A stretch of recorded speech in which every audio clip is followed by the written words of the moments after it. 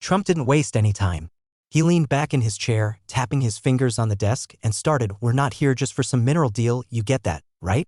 Zelensky nodded, though he sensed something bigger lurking behind the words.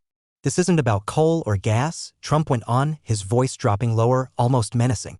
"You've got a deposit in Ukraine. A secret one. An element that could change everything: tech, weapons, energy.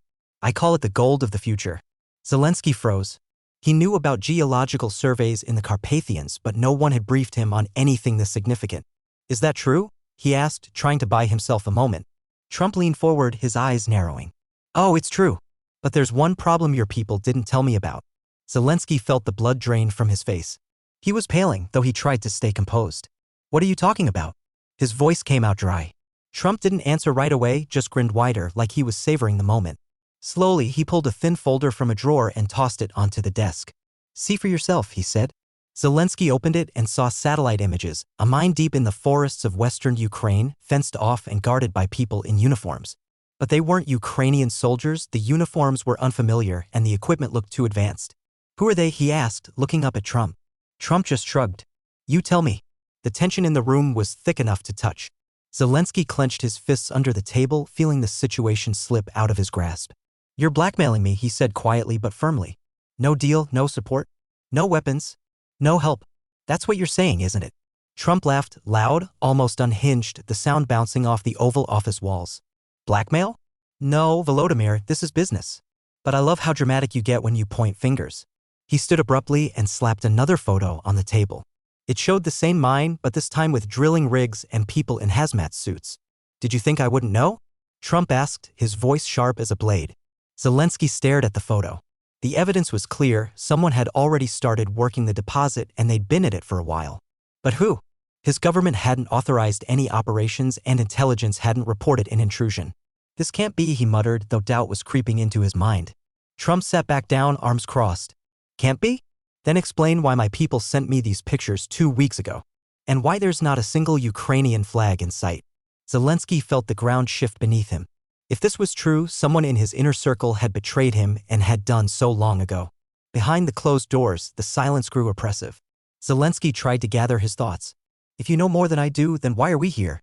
What do you want?" he asked, grasping for control. Trump tilted his head back and let out a breath. "I want you to admit you don't have a handle on what's happening in your own country. And I want us to fix it together."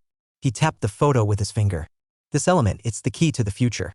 But if it's already in someone else's hands, we both lose.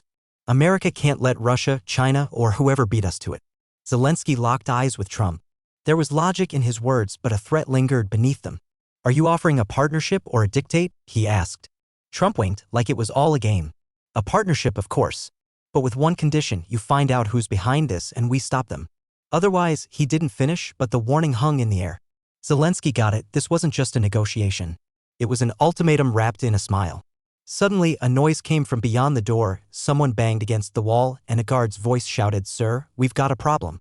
Trump frowned but didn't budge. Zelensky stood, his instincts screaming danger. "What's going on?" he demanded. Trump slowly turned his head toward the door and muttered, "Sounds like someone doesn't want us to finish this chat." At that moment, the lights in the office flickered and a shadow darted past the window. Something was starting behind those closed doors, something that could change everything. The Oval Office felt smaller than ever as the tension between Zelensky and Trump hit a boiling point. The lamp's light trembled, casting shadows on the walls, and an unseen presence seemed to loom just beyond the doors. Zelensky had just realized his country might be a chessboard in a game he hadn't even known was being played when the door creaked open quietly. Trump's advisor stepped in, a lanky guy in a sharp suit, clutching a laptop. His face was pale, his eyes darting nervously. "Sir, you need to see this," he said softly, placing the laptop on the desk in front of Trump. Trump motioned for Zelensky to come closer. The laptop screen flickered to life with drone footage, grainy video showing a Ukrainian deposit in the Carpathians, surrounded by dense forests. The camera zoomed in on armed figures in dark uniforms guarding the perimeter. Zelensky leaned forward, straining to make out details when he caught the sound of voices, sharp, clipped, but not Russian. It was Chinese. He jerked back, his eyes snapping to Trump. "What does this mean?" he asked, barely holding back his shock. Trump folded his arms across his chest, his face calm, almost indifferent. "This isn't my game, Volodymyr," he said slowly, like he was savoring every word. "Someone's outplayed us both." Zelensky felt the floor wobble beneath him. "China?" How could that be? His government hadn't negotiated with Beijing and intelligence hadn't flagged any activity. But the video was real, the drone had captured clear proof. Chinese soldiers, equipment, containers labeled in Mandarin. It's a fake, Zelensky muttered, but his voice sounded unconvincing even to himself. Trump nodded to his advisor, who slipped out quickly, leaving them alone. You think I'd waste my time on fakes? Trump asked, raising an eyebrow. He stood and started pacing the office, his footsteps echoing in the silence. My people intercepted this signal 3 days ago. Your Carpathians are crawling with guests you didn't invite. And you know what? I'm not even surprised. Zelensky clenched his fists. If this is true, why didn't you warn me sooner? His voice shook with anger. Trump stopped and turned to face him. Because I wanted to see if you knew about it yourself. The argument flared up like dry tinder in a fire. Zelensky slammed his fist on the desk, sending papers flying. You're accusing me of incompetence? You think I'd let foreigners dig around in my land? Trump smiled, but this time there was no warmth in his eyes. I'm not accusing. I'm stating. He pulled a folded sheet from his pocket and tossed it in front of Zelensky. Here's a CIA report. Read it. Zelensky unfolded the document, his eyes racing over the lines. It claimed that Ukraine, or rather someone in its government, had sold off part of the deposit to a third party through a corrupt official. Dates, amounts, even code names for the operations. It was too detailed to be fiction. It's a lie, Zelensky said, shoving the report back across the desk. My people didn't do this. But doubt was already seeping in. He remembered recent reports of odd financial dealings in the energy ministry that had never been fully investigated. Trump stepped closer, his voice low but piercing. Then prove it. Give me the traitor's name or I'll do it for you. Zelensky felt his throat tighten. He didn't have a name.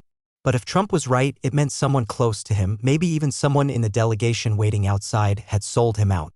The air in the office turned stifling. Zelensky stayed silent, running through names and faces in his head. Trump watched him like a predator eyeing prey.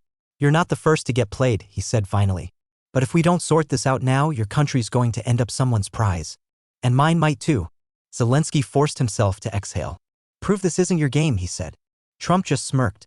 Prove it isn't yours. Their conversation was cut short by a sharp knock at the door. Both leaders turned at once.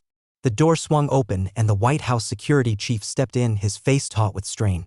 Sir, we've got a problem, he said, addressing Trump. We caught a spy.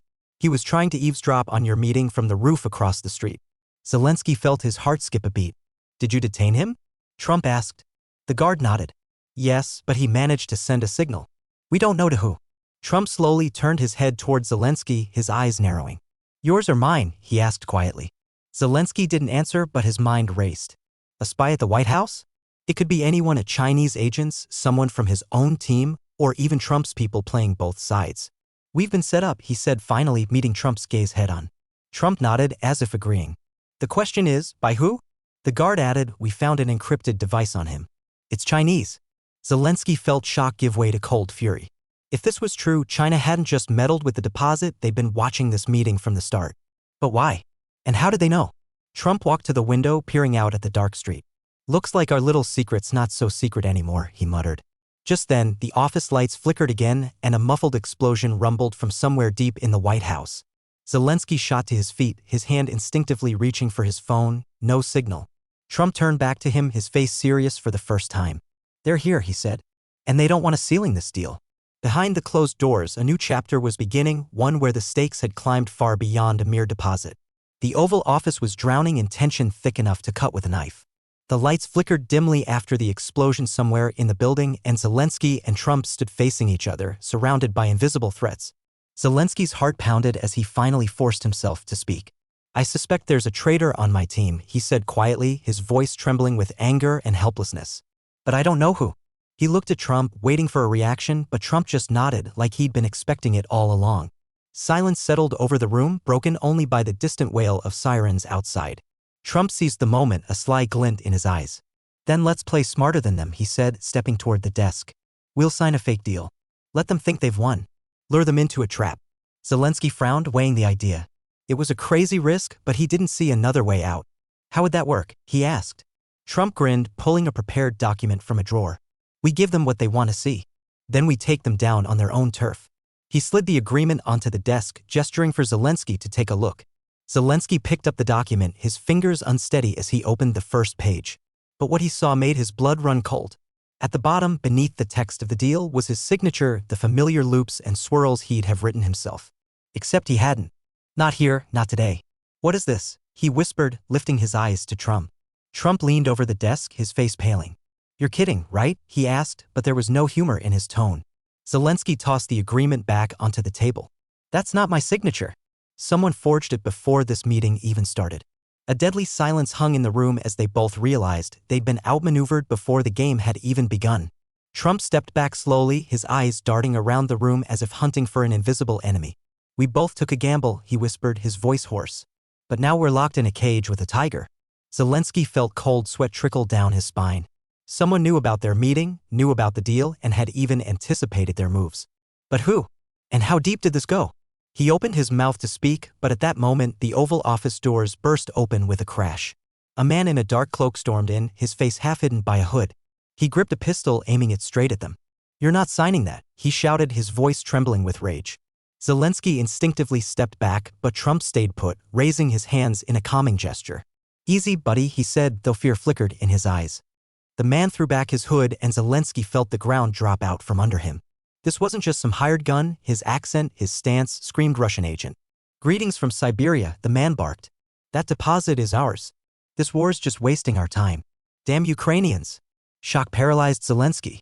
It all clicked into place, Russia's aggression, the strange maneuvers in the east, even the secret mining operation. It wasn't China, it wasn't a corrupt official, it was Putin laying the groundwork for years to seize an element that could reshape the world. You're lying, Zelensky managed, but his voice sounded weak. The agent smirked, his finger twitching on the trigger. You thought this was just a war for land?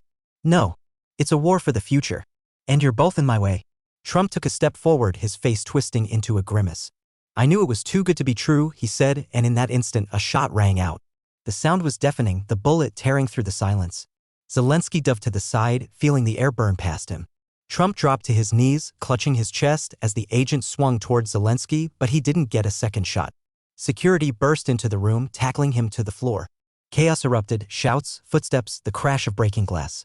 Zelensky crawled to Trump, who flashed a sly grin. Damn security, how'd they know? Trump rasped, lifting his shirt to reveal a bulletproof vest underneath. Outside the doors, pandemonium broke loose. Guards dragged the agent out, someone yelled about evacuation, and Zelensky stood over Trump, frozen in place. What had just happened? Had he survived? Everything blurred into a kaleidoscope of sounds and images as he was hustled out of the office. The next day, global headlines buzzed. US-Ukraine deal falls apart due to technical issues. Not a word about gunfire, not a hint of the truth. The White House clammed up and Zelensky was rushed back to Kyiv under heavy guard. But the story didn't end there. That night, an anonymous audio clip surfaced online. A voice, unmistakably Zelensky's, rang out clearly, "We're not done yet." The world held its breath, trying to decode the meaning. In Kyiv, Zelensky sat in his office, clutching the fake document with the forged signature. Beside it lay a note found in his luggage, "The tiger's still alive." Someone knew he'd survived. Someone was waiting for his next move. In Washington, the White House stood dark and silent. Everything that had happened behind those closed doors stayed there for now. But deep in the Carpathians, the mine kept running and shadowy figures whispered about a new plan in the darkness. Zelensky clenched his fists, staring out the window. If this was a war for the future, he wasn't about to lose.